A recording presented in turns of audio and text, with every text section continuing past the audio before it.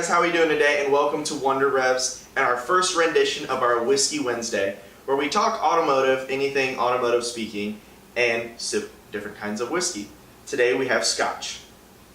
Today we also have special guest Kyle Palin.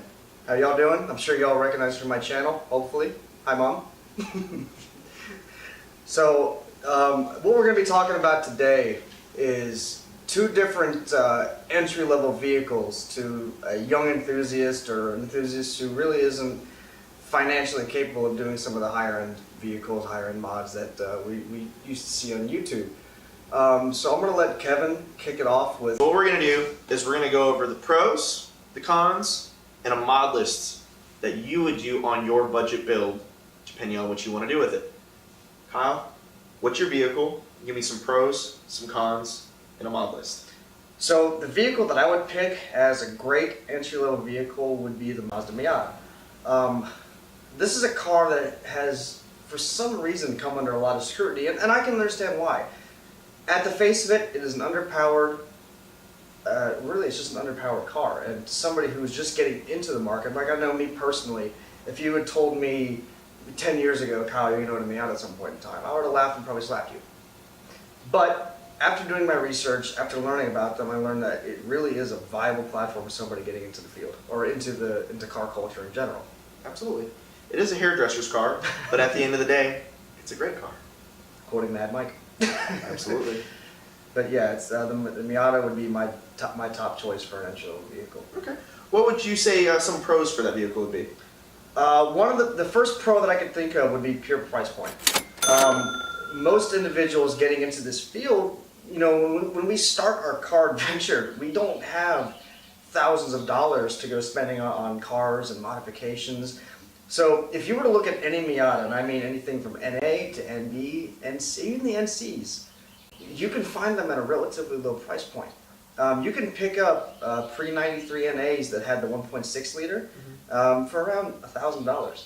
You can even find NBs or later NAs with the 1.8, the BP4W. You can find those around the $2,000 to $3,000 range. They're going to be a little bit rough, don't get me wrong, but it's nothing that, you know, a little elbow grease and some time you can't adjust. Well, that's the beauty of a budget build is, you know, you got to put your own TLC into it to, you know, shine it up a little, make it your own. Absolutely. What would be a con for the Mazda Miata? Well, a con, in my opinion, you know, I think I might have already hit it on the head, is it is underpowered.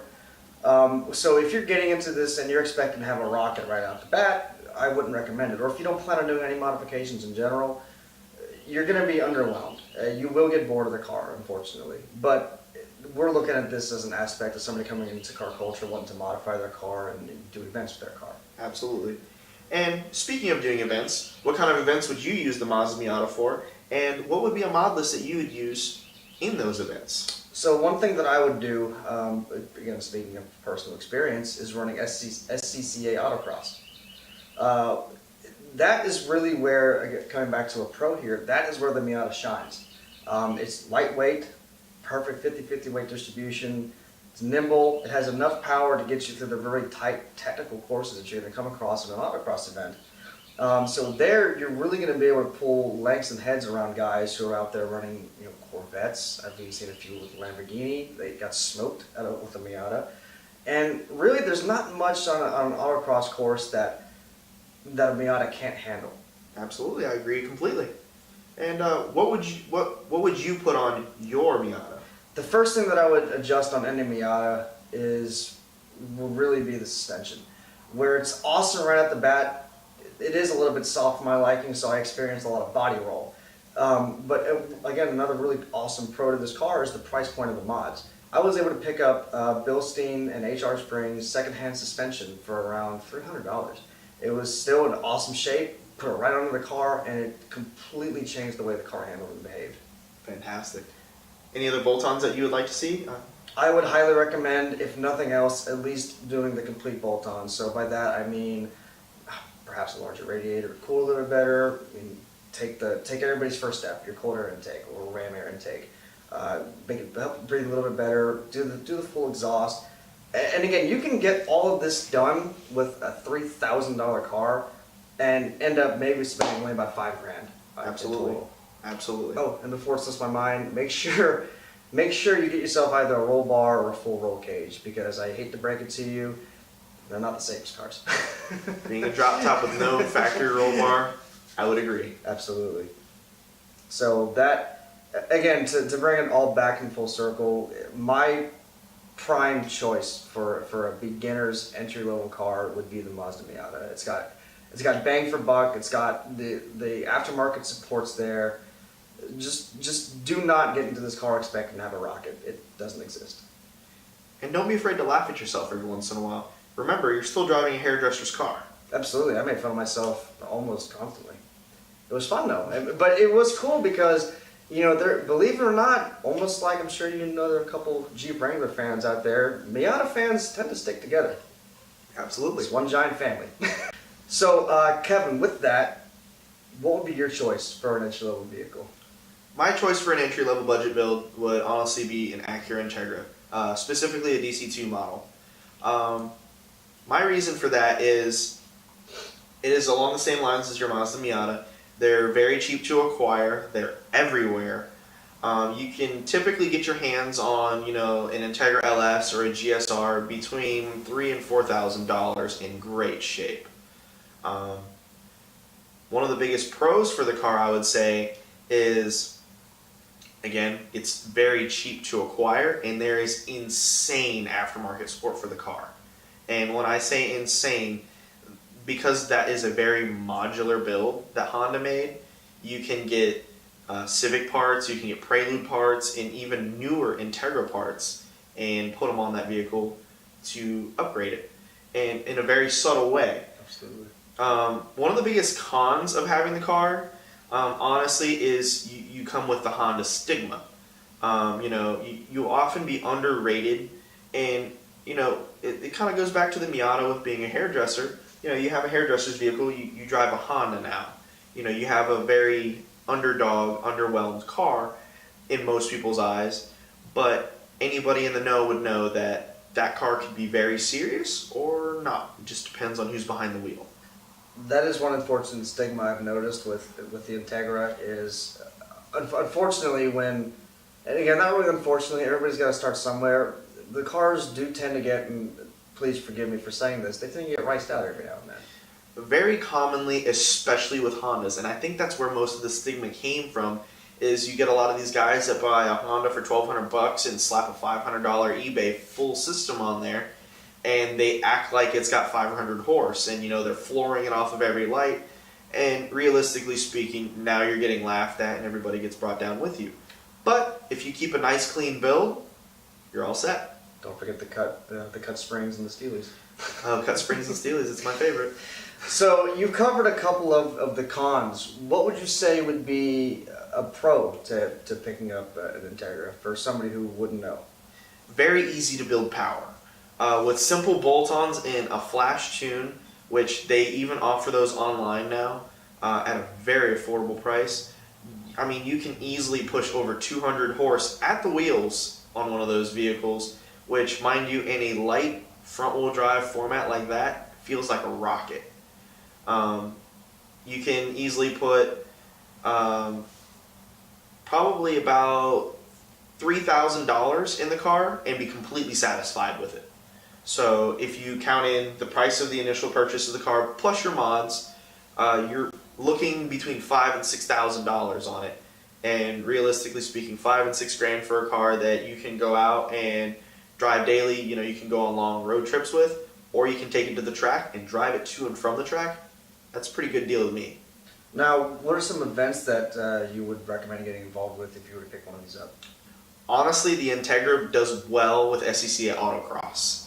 And the reason it does well is the Integra, although it is a front-wheel drive car and they're known to push through corners, the Integra is actually an exception to that rule in that you can cite it online all over the place. All these other magazines have raved about it being one of the best handling front-wheel drive cars to date. You don't really have to do too much to the suspension aside from stiffen it up, and you can use the factory sway bars, factory shocks, and just use some simple like 500 spring rate front and rear lowering springs on adjustment collars, and your suspension setup is solid. already from the bat because you've eliminated the body roll. Now, for someone who doesn't have much experience with Hondas in general, what would you say a solid price point for some of these mods are going to come to? I realize it can vary greatly from eBay to Skunk 2, but with that being said, what would you anticipate? Like you're saying, you can go from mild to wild realistically, but if you're going to keep the factory motor in there, you're only looking to see between 2 and 250 horsepower out of it, which is admirable. That's around $3,000 that you can easily make 250 wheel horse with in that vehicle and have no issues battling out with your friends on the streets. One of the first mods I would honestly do is say to take that exhaust manifold off. It restricts you so much. And I actually got one of the cheaper headers for that car because I used it in NA, and it produced a ton of power. You can get a high-tech replica. You don't even have to get the real one. The replica produces crazy power numbers from it just because it's equal length. The way that they bent the tubes and everything is perfect. Then, just go with your slew of bolt-on mods, your intakes, run the rest of your exhaust down, high-flow cat, the whole 9 yards. And, if you just wanted to make a very peppy car, just change the cams and move your power around, and you're in there. So, now that we've covered pros and cons, and, a short mod example, let's go into the street scene. What are some examples that you've seen the Mazda Miata in a light that you respect? Really, it's far and few between that I haven't seen a Miata that I didn't have at least a small semblance of respect for. For example, I've seen examples of these cars at SCCA events, and we were talking full aero package, slammed to its nuts, cherry bomb exhaust, ready to go, and it was still somewhat respectable. And maybe even seen it to the entirely other end of that spectrum with show bills, like out of Tune Revolution, for example. When we were out there, I definitely saw quite a few examples of very clean Miatas. Yeah, I mean, it's wild to me how you can take such a bland car from bone stock and they've only put a few $1,000s into pure cosmetics, and the car is very good to look at. Absolutely, absolutely. And even just out in the streets around here in Daytona, out in Orlando, I've seen plenty of Miatas, and ranging from NAs to NCs. I've even seen a couple NDs with some very heavy modifications done to them, some of the newer ones. And obviously the ND is going to be out of the price point, well, even for us. But it just goes to show, no matter what generation of this platform you decided to look at, there's really not much you can't do. I've even heard rumor that Rocket Bunny's working on something for the ND. Yeah, they're doing some really groundbreaking things, especially with the platform as old as that one is. Absolutely. I mean, realistically speaking, they never really designed it to be what it is now, and it takes nothing to bring it there. Well, that's the cool thing with the Miata, is it pulled everything from like base sport car roots. I mean, if you look back in the day at some of the Triumph with the TR6, the midgets, things like that, it followed a simple platform: small engine, light body, drop the top, rear-wheel drive. It was a perfect car. What I really respect about that car is the forward thinking that they used on it. You normally see a lateral brace where for the rear end and the drive shaft on a heavily built high horsepower car, but the NDs have them. Absolutely. And that just shows forward thinking and excellent ingenuity in Japan. I mean, Absolutely. They really hit it out of the park on that. Absolutely. And the other awesome thing, I can't speak to the MZR, the 2-liter, but I can speak to the 1.6 and the 1.8. It's like Legos to take apart. Oh, absolutely. Very easy, very simple. Even your simple maintenance is screw and tap it. Absolutely. I mean, how much easier does that really get? My only problem with maintenance on that car was oil changes, simply because they decided to put the oil filter right behind the alternator. Yeah. Underneath the manifold. Not the best place. Yeah, but if you really look back at it, most of the cars built in that era were like that. I mean, even the Integra was like that. You have to reach around and under the intake manifold through a very small gap between your shock tower and the manifold to get to your oil filter. So, I mean, I feel your pain. Absolutely.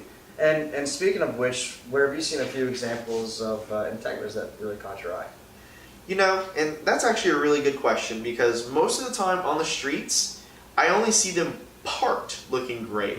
Most of the ones I see cruising around for the most part don't really catch my eye very much. You know, there's something terribly wrong with them, or they're riced out. Because everybody, you know, takes care of them. They're garage kept, anything like that. They don't really just beat around on them too much. But you know, even out going back to Tuner Evolution, I saw tons of mint Integra Type Rs, like tons of them, and you know that just goes to show that you know the following is there. The brotherhood is still there. It's just a matter of, do you want to join that brotherhood or do you want to join a different one? And to that, as far as the brotherhood is concerned, anybody looking to get into this scene, you know, whether you're looking into an Integra, whether you're looking into a Miata, you are going to end up entering a family of sorts. Yeah! Absolutely. Regardless.